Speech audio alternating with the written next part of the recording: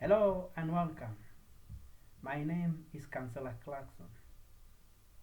Have you ever asked yourself about the history of wine and alcohol? Yes. The Holy Bible records that Noah was the first person to plant a vineyard, and from this vineyard he made wine. And one time in his life, Noah prepared wine, drank the wine, and he really got drunk that he forgot to cover himself, became naked. Many times in these episodes, I've talked about the uncompromising situations that excessive alcohol can put a person into. This episode of Noah is found in Genesis chapter 9, verses 21 to 24. Today I would like to talk about 6 paramount uses of wine and alcohol in our lives. Number 1, alcohol was used to liven our celebrations. Alcohol was used to cheer up the mood of the celebration.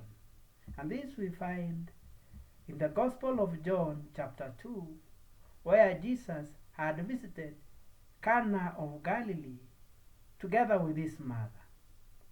And when the wine ran out, his mother Mary requested Jesus to assist.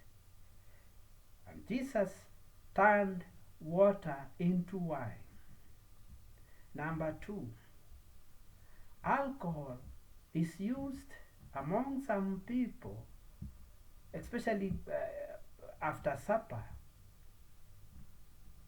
After people have taken their supper or their dinner, just take one glass of wine or a bottle of wine or a bottle of beer, just for digestion purposes, to mix with the food and improve the digestion. The rule here is moderation. Take one glass, take one bottle of beer, but not in excess, because you like to have a good night's sleep. Number 3, wine and alcohol is used to calm our nerves. Sometimes we are very anxious. Sometimes we feel fearful. Maybe a young person is going out on a date to meet with this beautiful lady, and he wants to share and present the best of himself. He wants to calm his nerves down. Just take a glass of wine. But in some instances, some guys or some ladies have persevered just taking a little, but once they start opening and drinking more, the entire dating scene collapses because of unruly behavior. Number 4, in some communities, in some cultures, alcohol and wine was used to welcome guests.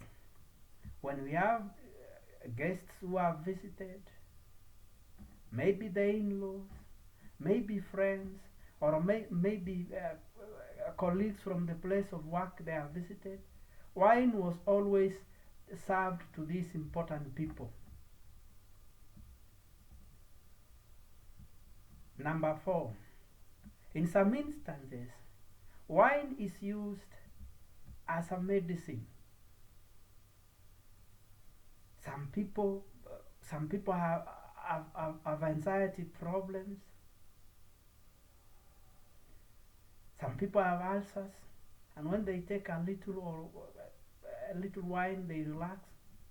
And this I would like to quote St. Paul's letter to Timothy.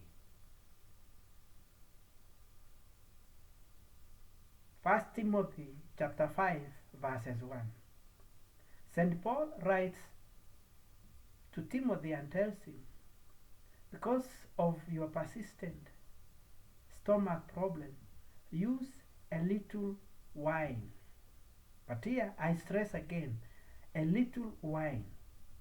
But many Christians and many Catholics, I'm sorry about this, have used this to say, to state that the Bible sanctions drunkenness. No.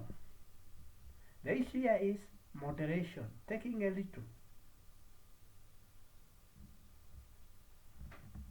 Number 6, alcohol is used in some of our churches as a sacrament. We use the wine during our celebration, especially as Catholics and the Anglicans, to turn the wine into the blood of Christ. It is used, the wine here is no longer wine, it becomes the blood of Christ. When Christians receive when they drink, or when the body of Christ dipped him into the blood of Christ, it's no longer wine, but it is the blood of Christ by our eyes of faith. So, with these 6 very important uses of alcohol, I still insist that Kenyans, let us break the chains of alcoholism and misuse of alcohol by taking moderation, if that is possible, or if you cannot take moderation, we leave alcohol completely, we abstain from it completely. I would like to close this session by giving my own personal example. Kenyans are Kenyans. Find somebody. I have had an opportunity to travel many countries of the world, especially western side. In the US, a priest or a pastor, an evangelical pastor, will be from, after finishing his services, he'll pass through maybe a restaurant, ask for a glass of wine and drinks, even if this priest or this pastor is having the Roman collar. He'll be served, nobody will be scandalized. Just take one and go home. But here in our country, things are quite different. People drink not in moderation, but they drink to kill themselves. One time here in my house, I'd been visited by a relative. Now I was busy. I had a crate of beer, and I put it down there for him. I told him, serve yourself, there's some alcohol here. When I left, I took my car and left for my teaching jobs at the university. This young man, finding free beer, is not paying, and it is in abundance. He removed the entire crate of beer, and he started drinking one after the other. After finishing about 15 or so, the man was completely drunk. He did not eat anything. When I came back from the place of work, I found this young man flat on the floor, and he had passed out. He was unconscious. And I told him, after I did all the first aid, and after administering first aid and pouring cold water on him, the following day I asked him, why did you drink all that? Said, well, I've never seen all the beer like that, and I was not paying. Just told, they are all there. You could have just taken one or two and relaxed. But this is a peculiar character of some of the Kenyans. My brothers, for us to build a strong Kenyan nation, we have to abstain from alcohol if it is possible. Or if you are not able to abstain, drink it in moderation. Kenya breweries is not going to close. The wines are not going to run out in the supermarkets. Take in moderation. Your life is so important. Your work is so important. Your family is so precious. They need you. Drink in moderation if you have to drink.